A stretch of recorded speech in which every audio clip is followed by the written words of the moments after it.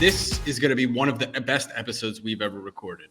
So we want to welcome you back to another episode of Crypto Casuals, the best show about NFTs, crypto in the world when it comes to educating and communicating with the common man and the common woman, right?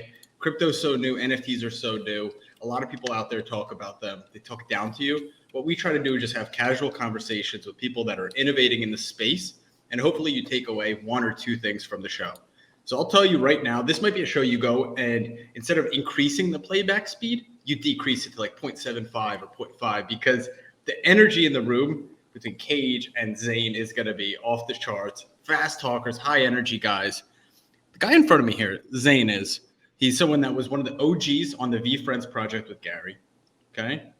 He started his own, what you call Good Morning Doodles, but I really think of it as a Good Morning cartoon kind of IP program that's just getting started, right? There can be books and we'll talk all about that stuff. And it's just someone that knows, if I were to say the top 3 people in the NFT space that know how to build community, and we talk about that all the time, I will put you at the top of that list. You understand Discord, you understand community, you understand levity, but also value. So without further ado, guys, this might be an episode you listen to 2 or 3 times, play it back. So I couldn't be more excited.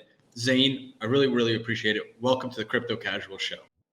Yeah, dude, thanks for having me. And that was one hell of an introduction. I hope I can make it. I hope I can make it as valuable. And I'm really excited to be here. I'm excited to learn from you guys as well. I think there's a lot of cool stuff we can talk about. Well, I don't think there could be better timing, right? So just today I saw tweets like Shieba coin, if you invested $1,000, it would be 270 million. There's a wallet, that someone found. Zain, was it $8,000? It became how much in billions? Yeah, there was a tweet that got a lot of attraction. It was somebody I think spent $8,000 last year in Shieba, and now it's worth like $5.6 billion. It's insane. So we have that. We talk about Good Morning Doodles, communities. Is it okay if we kick off with Veefriends? Because a lot of our community, we come from the sports card space, right? Mm-hmm. So in 2018-19, Gary was talking heavily about sports cards, right? And then early in this year, he started Veefriends. And it kind of split the hobby. A lot of people were like, this is super cool. A lot of people were like, what? We don't get it. Why would we buy a doodle? Could you share, you were there, you were creating the community. You know how much Gary, delivers value for the people that listen to him every single day. Could you take us back? What was like March and April like of this year building, the foundation of Veefriends?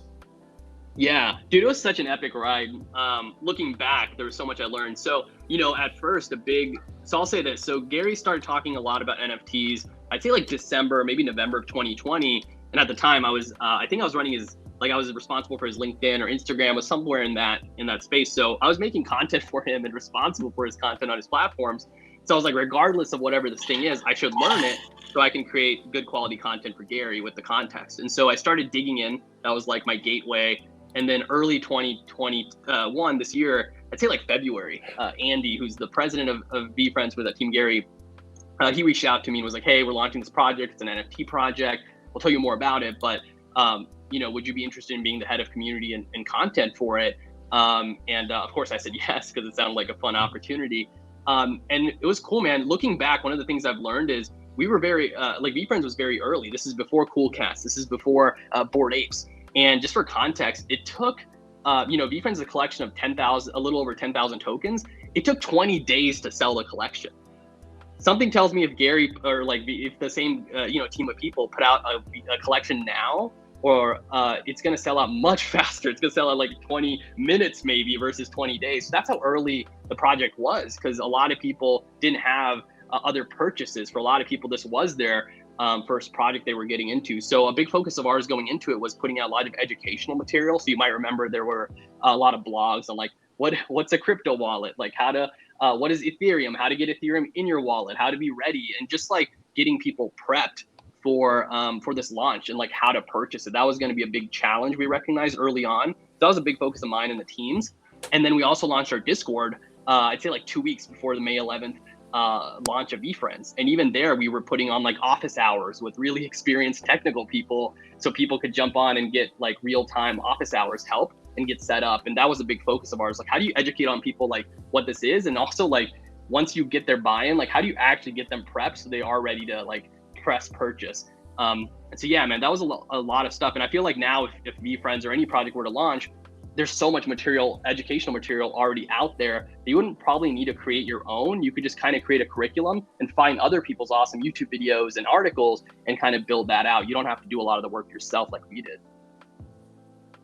I mean, I have a million questions. I want to ask you about building a community, right? Because we see a lot of really famous people create NFTs, but they don't actually spend the time building a community. So I guess, you launched your Discord 2 weeks before. For people out there who are just starting their NFT project or trying to even maybe assess what is a strong community, can you talk to it? Because I do believe you have a really good eye and a good pulse of what makes a strong community versus what, a lot of communities out there, smoke and mirrors. We all get maybe 100 different DMs on Discord, like join my community, and they're spamming, and people just see right through it. So what makes it a strong community? Yeah, I mean, there's so much, right? Like there's so many factors included. I think one thing that made Veefriends stand out, especially now that I'm talking to some other NFT projects and like they're reaching out to me for help, so I'm like jumping on intro calls with them, is like one thing that made it really special was just how involved Gary was and still is, right? Like he's the owner and the champion of this project, but he's like, despite how crazy busy this guy is, he's in the Veefriends Discord. If you go in there right now and search Gary V in the search bar, you'll see he's like responding to people's comments and like interacting with them and joking with them. He was also hosting a lot of like live Q&As that I was putting on with him. So he was just like there, he was available. And that's one thing that like even I've noticed over the last couple of months is it's not always the case, but a lot of times whenever the development team and the founders of this project are deeply involved and actually accessible in the project, especially pre-launch, it's just a good indication. I know Tom Bilyeu for his recent project, he's like lives in his Discord too. So I think that's just like a thing I've seen that's a commonality. In addition, I think it's just like also the more you can be transparent about like where you are on certain points of the journey, the better. So I think anytime as a community member in a Discord, if I'm like questioning, like, hey, I saw this on the roadmap, like you guys are building a video game, like where are you guys with that? And the more of that happens, the weaker the community tends to get, especially if no one's like replying back to these questions in a timely manner. So, like Robotos is a really cool project that I like. And one thing I love that they do is they have a channel called like the Post-it channel or something, Daily Post-it, where the head of the project, Pablo, I believe, he like draws a doodle on a sticky note every day, throws it up on this channel along with like 4 or 5 bullet points on what the team is working on that day and what they've achieved. So it's like as a Robotos like holder, I'm like, oh, cool, this is what the team's working on. And I automatically feel like I have a stronger tie with like the team and what they're doing and also the community. So those are like 2 things that come to my mind right off the top. As you're talking, we're selfishly, because we released our Lucas Tigers NFT. And what's interesting is we get a lot of these questions from our audience, right? And because this is so new, there is no blueprint, but there are some really strategic people to follow, Gary, Tom Bilyeu, and how they go about it. So I'm kind of learning on the fly and also want to deliver value on the show. So like, guys, I forgot to even say, this week, if you're in New York City, it's NYC NFT, right? You're flying in for that? Yeah, I'm flying in next week. I'm going to be there from Tuesday to Friday. I'm really excited. It's the energy. First of its kind. First of its kind, right? A lot of people are comparing it to like old school, like South by Southwest vibes. Like this is the first time we're going to do stuff like this. And, with Coinbase and everything else happening in the ecosystem and more people inevitably joining by this time next year, this is like the OG's convention to like come together and meet each other and like be together. So I'm really excited. The energy of just Twitter alone has me so fired up for it. It's going to be the weirdest thing ever. Yeah, because you got a bunch of anonymous people who are like, not going to introduce themselves. It's going to be the funniest thing on earth. I mean, it's going to be like, who are you? I'm Ape 2711. Really? All right. That's nice. Good to meet you, Ape 2711. I mean, like, you're not going to have name tags. Like what? It's going to be. There should be a shirt company that puts the NFT that's in your avatar on your shirt. You should have to walk around with. I think it's very funny that's the way things have gone. It's everybody in the world collects tangible assets, and then all of a sudden there's an explosion of collecting digital assets, and the first thing everybody wants from that digital asset is something tangible. When merch, the first thing we think about is let's get a sweatshirt with my NFT on it. I mean, isn't that kind of an interesting thing. And it leads me to my question for you, Zain, because you are knee deep in this stuff, right? If you were to go back and look at, monthly charts of OpenSea volume, and I'll use that as the easiest thing because, first of all, because it's trackable. But second of all, more importantly, because I think they are the main place for buying. If you look at like a monthly chart in US dollars, it's basically January of this year is where it starts, and you wouldn't even see it. Right. I mean, obviously people were trading on there before, but you look at a bar chart, there's nothing. It's like a line. And then February through, let's call it June, July, which, it's funny, it starts to pick up in May a little bit, maybe May 5th. And then there's this huge bar in August. And then September's bar is a little lower, and October's bar is a little lower than that. Volume, right? Is kind of what you're talking about. So this is monthly volume, right? And then if you look at daily volume, what's funny is we have you on at exactly the right time, because 1027's volume on OpenSea, while significantly higher than it was to start the year, it's actually the lowest volume trading day since August 3rd, when they had their big volume. So, what is somebody like you? Do you care? You just drop your Friday, good morning doodles and go on with your own thing.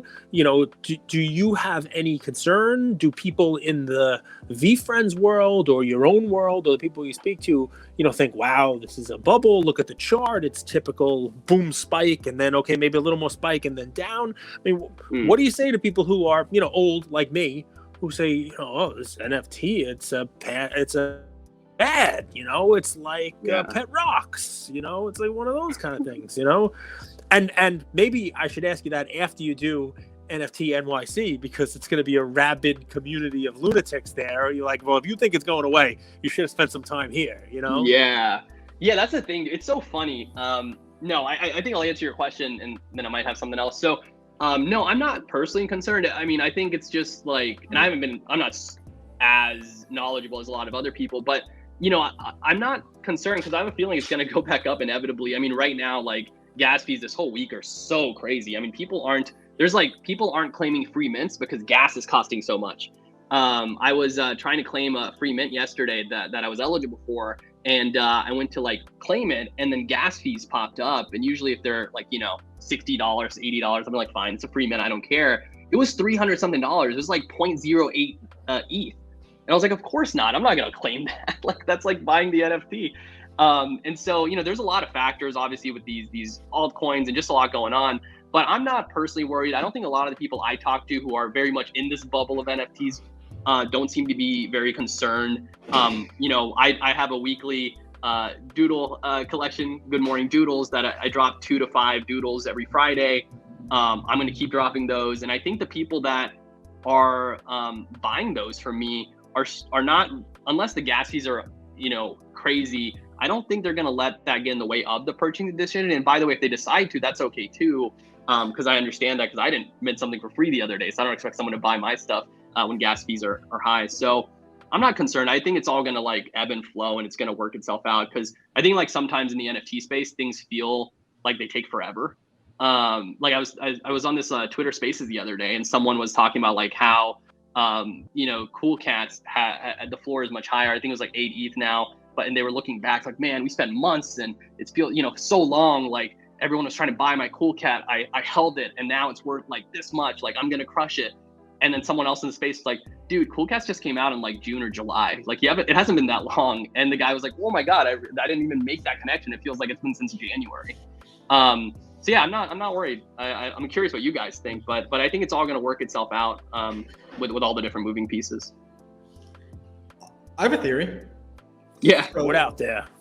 In May, Ethereum hit new highs, April, May, right? Mm-hmm. And then you saw those people who profited off of that Ethereum investment from 1,800 to 4,400. They take and redeploy that money into NFTs. Right? They redeployed into sports cards. We see it all the time as well, right?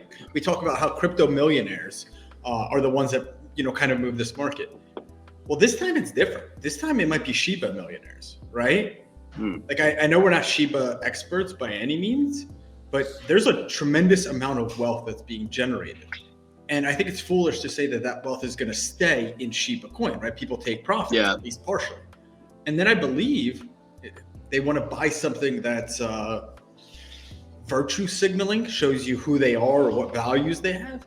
So I think not when, ETH just goes up and down. I think when there's new highs or significant new highs on any of these coins or altcoins is when you start to see a lagging measure, but after some time, you start to see NFTs go up.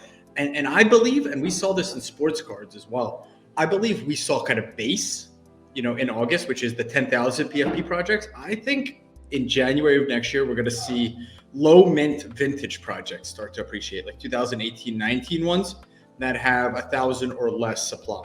So that's just a theory. I have nothing to back it, but a lot of what I do is just trying to understand people's behavior and patterns, because none of this stuff is really that predictable. If it was, I'd be a billionaire. But that's just a theory. Any comments? Shadowy Coder went off mute, which is incredible. I love when I hear from him. Right. I'm curious. Yeah, I'm trying to understand how people collect and why they collect. So understanding all the different reasons why you would buy something. Obviously, there are a few evident ones, like you like the aesthetic. That's a good reason to collect. Or you like the idea of the community that you're joining. Or maybe you just think it's a good investment. You think the thing's about to blow up.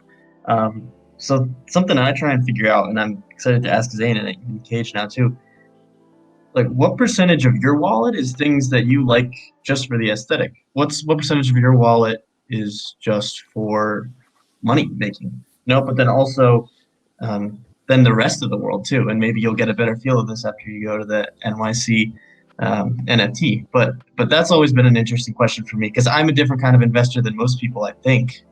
But maybe we're all the same here. Maybe we're all just trying to make money. Maybe we're not really committed to the aesthetic. I don't know. But then it asks the question, like, how do you choose which kind of NFT to create if you're creating an NFT? Like, does anyone really collect Gary Vee's NFTs because they like the aesthetic? Maybe not though. Something else. I know, but yours, Zain, your NFTs, like, there's the aesthetic there. So I don't know what you guys think.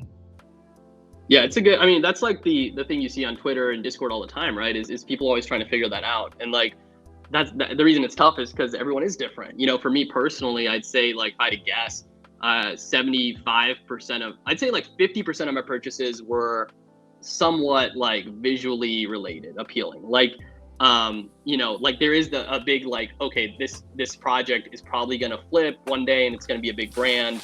But then even when I'm buying that, like, I've made the decision to buy something from that collection, it goes to like aesthetics for me. Like, I'd much rather get something lower rarity that looks good, just the way I am. And then I'd say the other 50% of what I've bought is more like investing in a project that I think has the potential to become a bigger thing that I could potentially flip in a couple of months, just given how active the community is, how active the team is, how transparent the team is, stuff like that. Like, even my cool cat back here somewhere, or on that side, I got for 5 ETH. I mean, that's a lot of money. That's like, at the time, 17,000 USD dollars.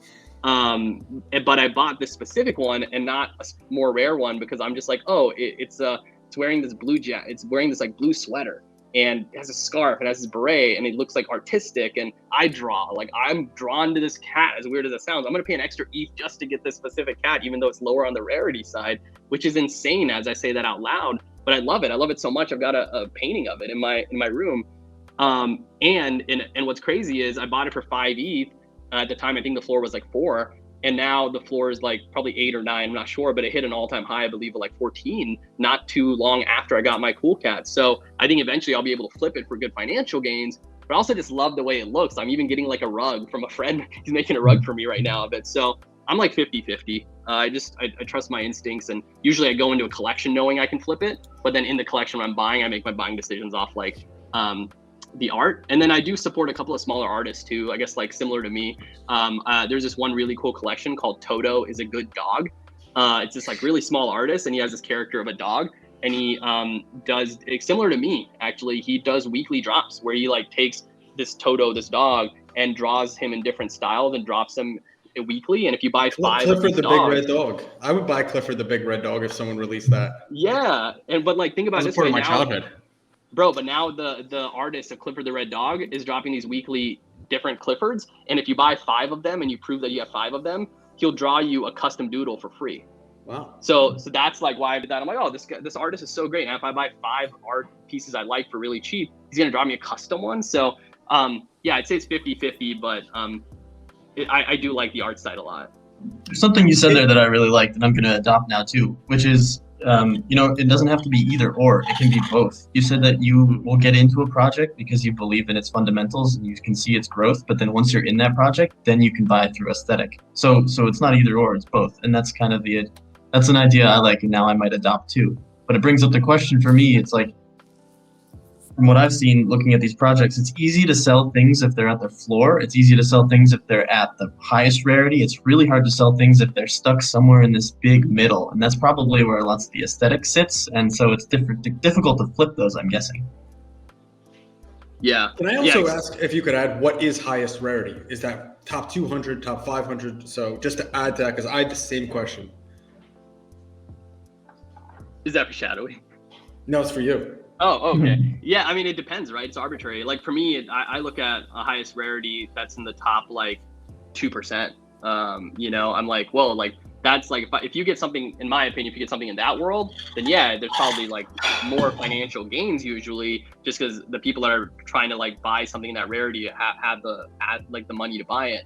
And I really like what Shadowy said, because it's so true. I thought about the other day too. I was talking to a friend. It's like, yeah, the floor is easy to sell. The highest is easy to sell, because you have specific buyers that want one of those things, but the middle is where things get drowned out. And I made the mistake of like buying stuff like, then I was like, oh, I don't need to buy the floor, but I can't afford the highest, so I'll buy something in the middle. And now I'm like, if I want to ever sell it or flip it, I'm almost like, I either have to wait a long time, but if I want like quicker flip, I almost have to like be forced to put it on the floor. Otherwise it won't sell as fast. Mm-hmm. It's a good argument for smaller collections. Smaller collections make the middle not so hard to find. So smaller collections, meaning far less than 10,000, kind of look attractive to me too. Cage, there was your tangible. So think about this: like, Zain owns a cool cat, but then he's getting a rug made for him with the cool cat on it, and he has a cool cat painting.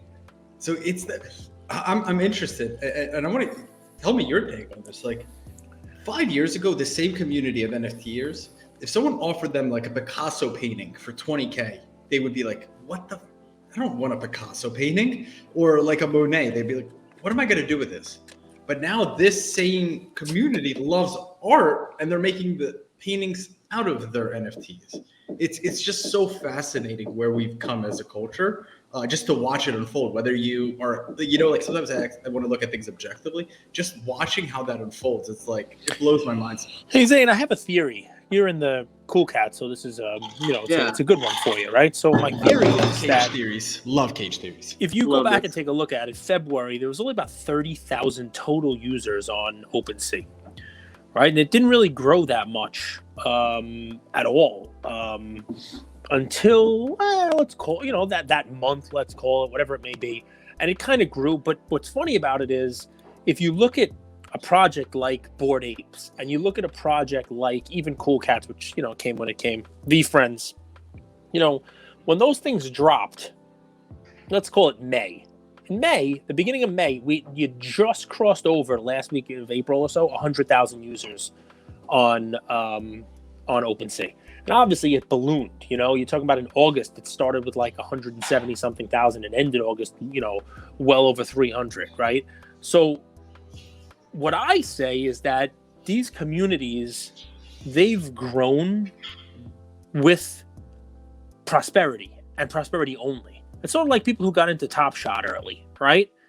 That exploded from 50,000 users, 20,000 users, 10,000 to 500,000 users, right? And with it, the price of everything went up, right?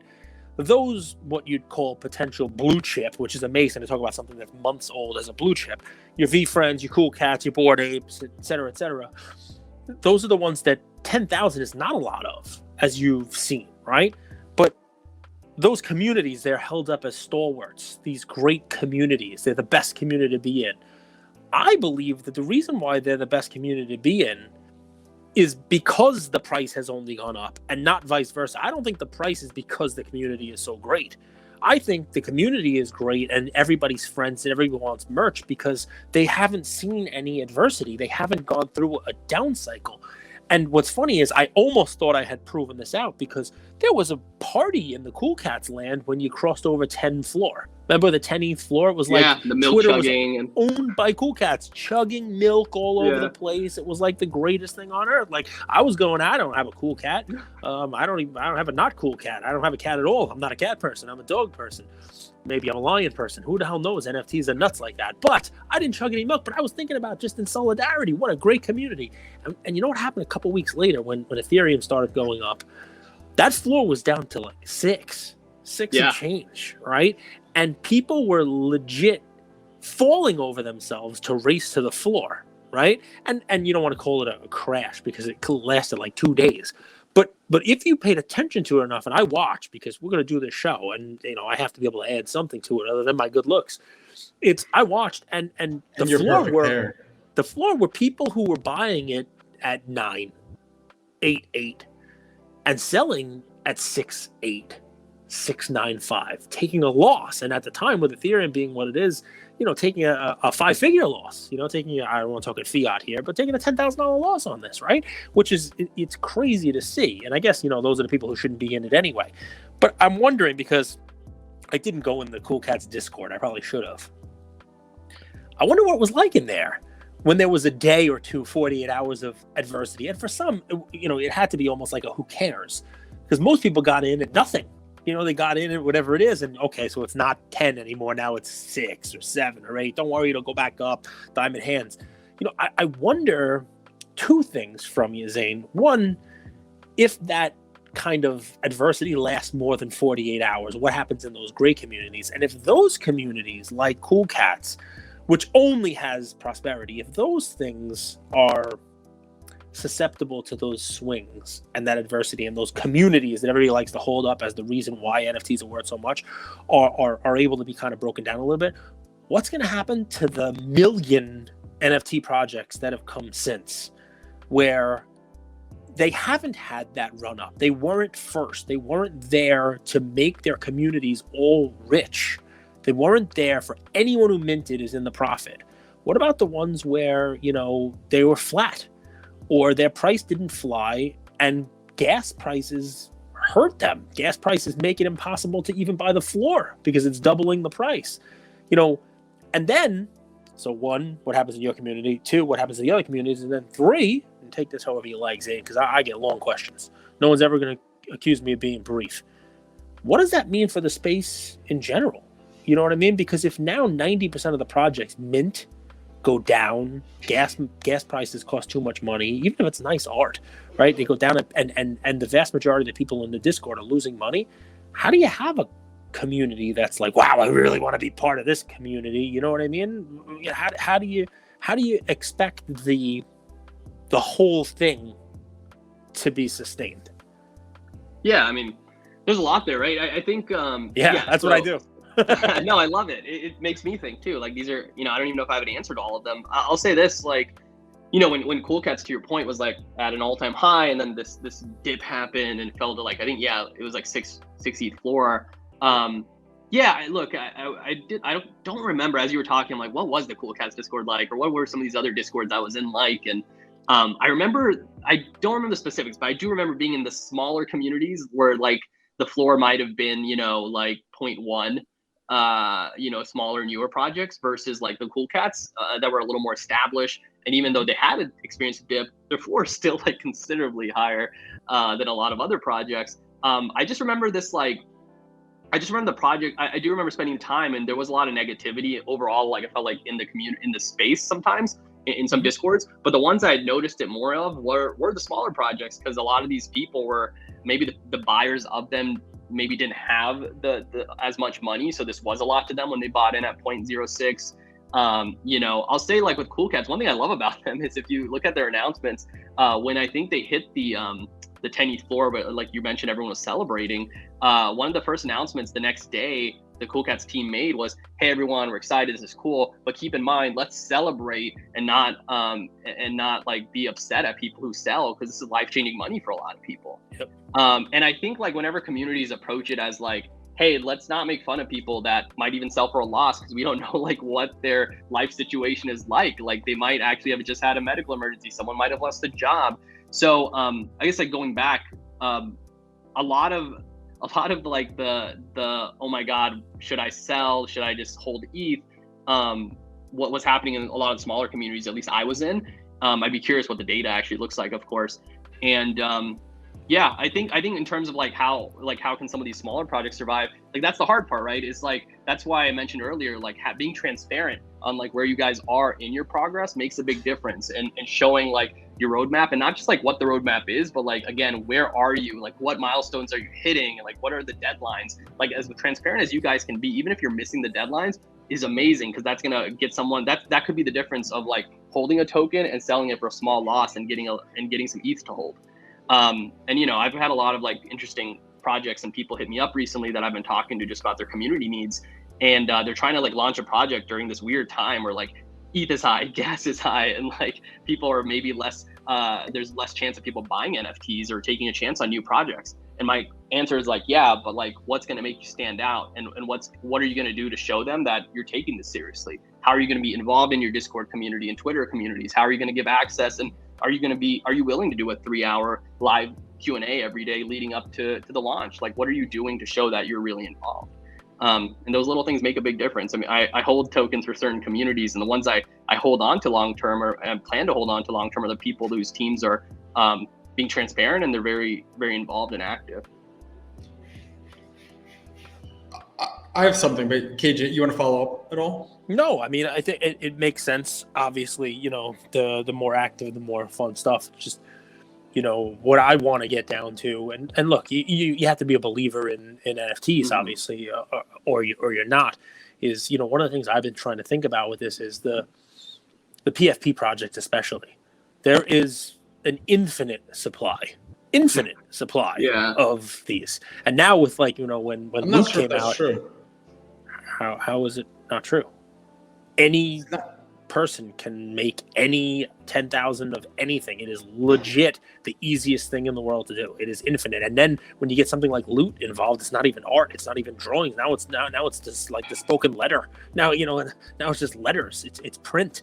It is legit something where there is an infinite amount of NFTs. There's an infinite amount of money grabs, Cage, but there's not an infinite amount of actual projects. Like a project is, by definition, it's like a step by step. No, but some of them are money grabs. Some of them just mint into a wallet. Who are you to decide that it's a money grab? You know what I mean? Like even things that started off a money grab could potentially work out. I mean, people do these things. You talk about frauds or scams, sure. But the vast majority of people who put these out there, they're putting it out there for whatever the reason is. I guess what I'm saying is, you know, this is the same argument. I don't want to call it. This is the same conversation you have with any type of collectible or any type of investment, right?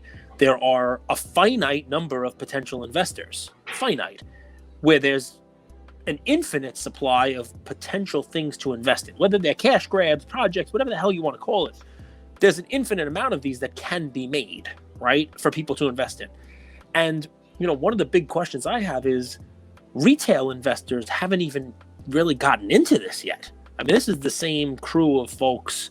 You know, we're up to about 600,000 on OpenSea, so that's, you know, a significant amount. But it's not your average retail investment type. It's not, and it's definitely not as many people who are investing in everything else.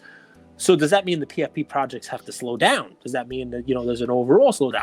I don't know the answer to that, but there is a point coming where the supply, not of cool cats, because that's limited, but the supply of PFPs that people can invest in is going to way surpass the amount of demand for it that's out there in regular investors. So it's an interesting thing, man. It really is just, I mean, it's a lot of fun. And I think that's why you see the cycles of volume. I think it's why you see the cycles of, you know, of pricing. And you're right, Andrew. I don't want to, you know, take away from that. The real projects with real leaders will find a way to get through that because they're creating demand for what they're putting out in the marketplace. And there'll always be demand for quality, right? If it's a quality piece, there will be enough people to invest in it. So I get that. I guess what I'm just saying is just, you know, there have been many things like this that have charts like this, where it's money has more supply. Cage, you know what's interesting? And I've been thinking, so we always talk about supply demand. Zain, just give me 30 seconds. You'll hop on. No, it's cool. Yeah. we always think a lot about supply demand, but I've been thinking a lot more about the word scarcity, right? Because money, there's way more supply of money than there is demand, than there is people, right? But it's infinitely scarce because there's infinitely more demand for it, right? There's infinitely more people who always want to use money, even though the supply of money is insane, Gage. Money's not, no, because money is not. There's trillions of dollars out there. Yeah, but there's a use for it. There's a use for Utility. money. You have to utilize money to do things. You don't use most of these things. And obviously, if there's a utility involved, that's fine. But right now, money, cash, the trillions of dollars, that's the world needs more money than what. Oh, we kind of disappeared there. It was like the world needs more money. There's more money being printed every day because we're using the money. Like that. It's an odd comparison to make, right? You want to use gold, even gold gets used. You want to use any other, investment. What I'm thinking about, and remember, we're trying to think of these things as almost like art, right? With the ability to just, boom, spit these things out the way they are. Like artists, think of how long it would have taken an artist to do 10,000 pieces of their art, right? Now they do it in an hour. Now they do it it's done as soon as the gas is cheap enough. So it's just go ahead, Zane. No, I was gonna say I think it's a good convo. I think the other thing is, at least from what I've seen, there's to your point, there's all these like new emerging PFP projects, and there's so many now. It is a lot, and I think one thing I've noticed is when I've looked, whether I'll join Twitter Spaces or I'll join their Discord and learn more. What I've learned actually, and this is just my hypothesis, I really don't know the truth behind it, but they've been working at this for months. So my take is like, wait, they saw Bored Apes, they saw Cool Cats, and they're like, wait a second, what's this thing? And they're like, let's do our own. And they spent like 2 or 3 months building it. Well, now it's done, and now they're putting it all out. So I feel like, at least from what I've seen, a lot of the projects, these PFPs that are coming out over the last month, they started working on like 2 months ago because of Cool Cats and Bored Apes, and now they're able to put it out. So I actually think like, I could be wrong, but I think like you're going to see a high rise of these PFP projects over like the next month, and then I think it's going to cool down because I think those people started building when it was like, oh shit, like this could be the next big thing. Let's go all in, and I think because of that, a lot of these projects won't take off. Because I check out these new PFPs, I'm always interested because I am so drawn to like a lot of art, but I haven't really bought any new PFP projects because one, I'm like. Similar to a lot of people, I'm like, wait, ETH's going up. Let me be more conservative. And then 2, I'm just not noticing anything that's helping some of these projects stand out. And a lot of it's because their team, it just seems like they're just trying to put out a project versus like put out a project and then figure out how to turn this project into like something bigger and grow the community. I think the newest projects like Deadfellas and Robotos that came out in August, the reason they're so special and getting bigger every day, including their unique holders, is because their team and their community is so involved. It's interesting. I think we're going to see a lot of PFPs. I don't think many of them will stand a chance over time. There was one project I was involved in, I bought in August, and they just like ended the project like a week ago. And we're like, hey, we just can't continue. We're just not, that's not going to work. And that's it. And there's going to be a lot of it. It's gone. Yeah. And that's going to keep happening. That was the first time I've experienced it. I think I'm going to experience it at least like 2 or 3 more times over Shout the next, it out. like, Which project was it? Let's go. What was it? No, it was called, I don't mind. It was, and I think it was called NFT Theo. It's like these teddy bears. And you could buy a teddy bear, and I can't remember all of it, but you like bought a teddy bear and they're going to use the funds to send teddy bears to people. It's like, oh, it's so cute. Like I'll give it to my girlfriend. Like that's such a nice thing. And I can't remember why. I think it was a pretty good reason. I think like one of the founders just like, I don't remember if they got sick or they just like didn't like have the time, but something happened. So, but anyways, that's it. Like it's gone. Like my project, I got 2 bears. They're worth nothing now. And it's just weird to like see how that all takes place. I invested in My Little Orphan, and they had this. I think there's gonna be a lot of projects like that, by the way, Zane. I think a huge dream of helping orphans, get them off the streets and into safe homes, and they didn't do any of that. It would take the rest of the episode for me to tell you all of the ones that I've invested in that have basically gone to zero. It would take too long. Things that I can't even sell because they're not even worth my time selling them anymore. It's my favorite call. I love getting calls from Cage, like, check out this project. Hundreds of them. It's a sure moneymaker. This is how I live in Tulum. You know what winds up happening is if you're in it in like May and June and you see it doesn't really matter what you got in, it went up. right? It was Oh, the same yeah. thing as Top Shot. It was the same thing, you know, and Gary's Veefriends were there. And basically, if you look at the projects that were there that were legit top line projects, World of Women, which was, you know, end of July, right before the huge August boom, perfect timing on that, right? If you look at those projects, if you were in it then, it was almost too easy. And then when August happens and all of a sudden everybody comes in, and August and September, and everybody's doing these PFP projects, and you think you're going to be able to repeat the same success that you had prior because you were one of the first people to do it, all of a sudden everything is failing, right? What's the value here for the audience? So I hear your analysis. What's the value here for the audience? Be careful with the PFP projects right now, and I think Zane's saying the same thing. He's saying that if you pay attention to what he said, is that it takes 2 or 3 months to have these things done. So the people who are putting out these projects now are the ones who 2 or 3 months ago were watching the successes of the Cool Cats and the Bored Apes. They put these projects out thinking that they were going to be able to repeat it. And the vast majority of them are just putting them out because, all right, we think that we could be the next one of those. But what he's saying is decipher those, take a look at those, get in their Discord, you know, pay attention, look at the team that's behind all of them, because a very few will actually succeed and become the next Robotos. A very few will succeed and actually deliver on the promises they have. I want to talk about Zane's project, because truthfully, when I saw how you rolled it out, I was like, he's doing it right. So, I mean, Zippy, is that your main character? I always forget. Chippy. Chippy. So I remember I followed Zane for a while. We worked together at Gary V's. I mean, since day one, man, you're the unique guy that comes to work on day one and he's like, all right, I'm ready to rock, right? It wasn't like shaking hands. You hit the ground running. So I followed you since those days, and you've had Chippy, right? And you've been drawing and doodling and doing this ever, like, just for fun.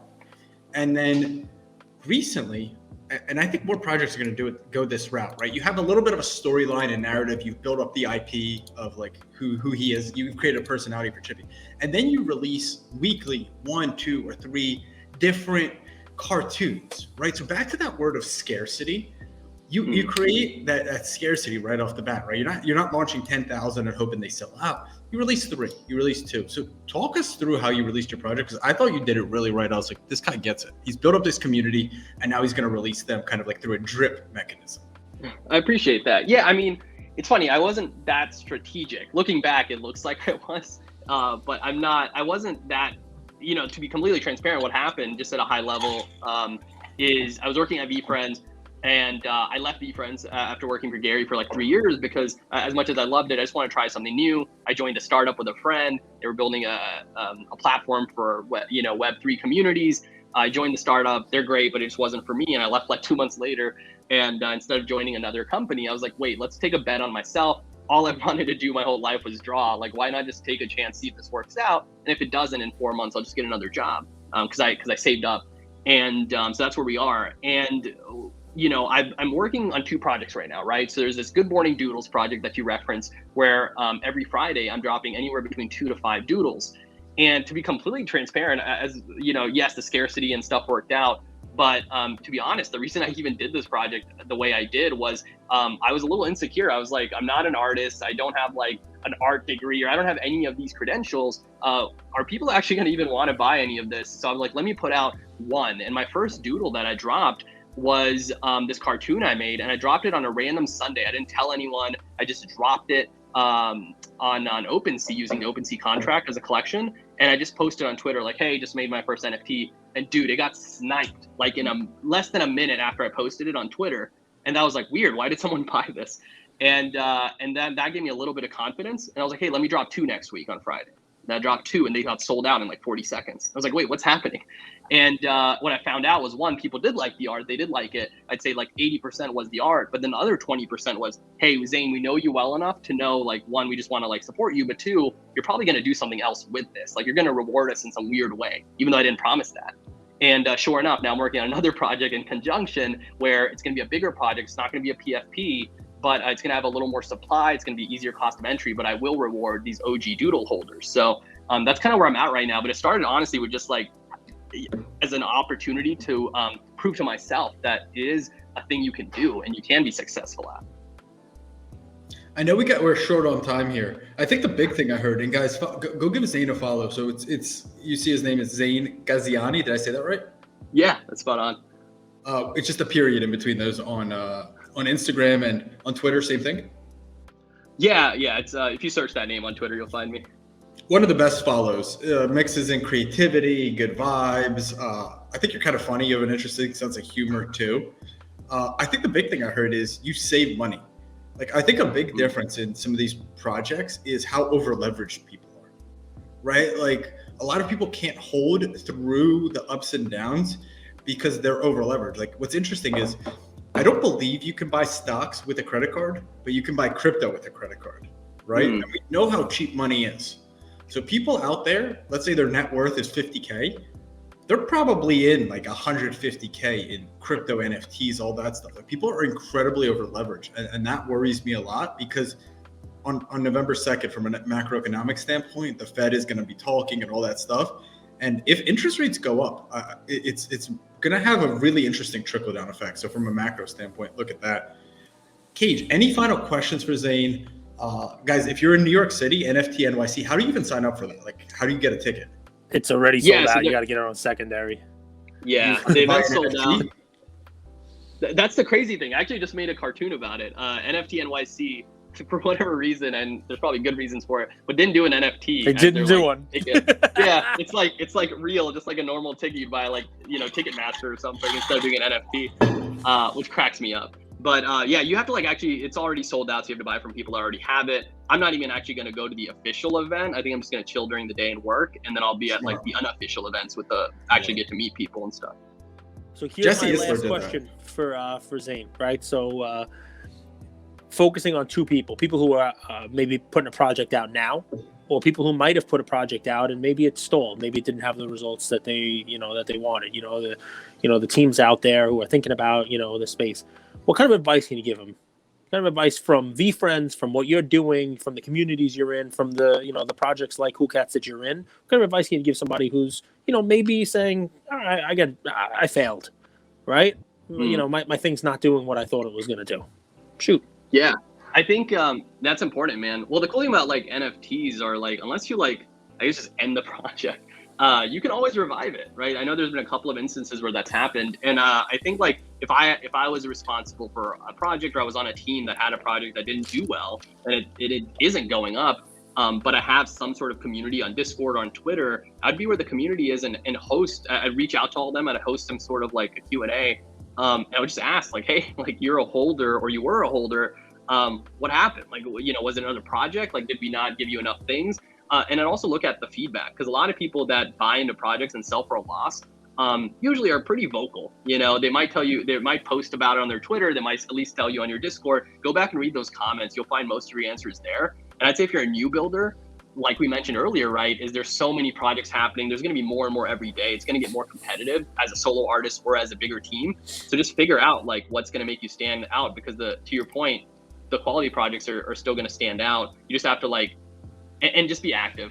That's my last thing is, I've talked to a lot of people that are starting projects, big artists too, recently. And some of them were straight up just hey, I want to do this NFT thing. I've heard about it. And I'm cool. What's your Discord strategy? How active can you be? And they're well, I'll go in there maybe once a month.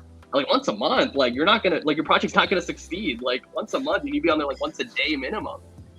So just making sure you're really about it, because you don't have to do an NFT project. Really ask yourself, why are you doing this? Are you doing this just because it's going to bring you money? Well, what's the money worth if it sells, but then you don't give back to it, then your brand's ruined? Is that really worth it? There's a lot there to unpack, but I think as long as your intent is good and you're being really active and understanding what's going to make you guys stand out, that's super important. I know you got to bounce. We always like to keep people on time. Yeah. This is, guys, I think no one else is going to do a program like us. It's casual. We cover a variety of topics. We really want to educate people. We've done something similar in the sports card space. We love crypto and NFTs. Zain, can you just give us 1, 2, 3 names of another guest that you think would add value to our audience? Oh, man. Yes. I think, let's see. What if, so I'll hit you up with the gentleman who made the Toto is a Good Dog. I actually don't even know who that creator, their real name is, but I'll hit you up with their info. They're really awesome. I love their work and what they're doing. They're doing weekly stuff like me. There's a guy, a really nice guy. His name's Eddie Gangland. He's this traditional painter who started doing NFTs earlier this year. And now his stuff is popping off. He's also one of the first, I believe, featured artists that's going to be featured on Coinbase's new platform. And his whole life has changed because of NFTs. He's an amazing artist. So he's a friend of mine. I'm happy to make an intro there if he's interested. But those two definitely come to mind. Zain, appreciate you. Thank you for being so generous with your time. Guys, I think there's so much value. I would go back and re-listen to this, take notes, try to improve, try to navigate this NFT world, which is literally the wild, wild west. Love you, crypto casuals. Love you, Zain. Wish you all the success. Go support. It's his Good Morning Doodles on OpenSea. You can check it out. Super cool. Peace.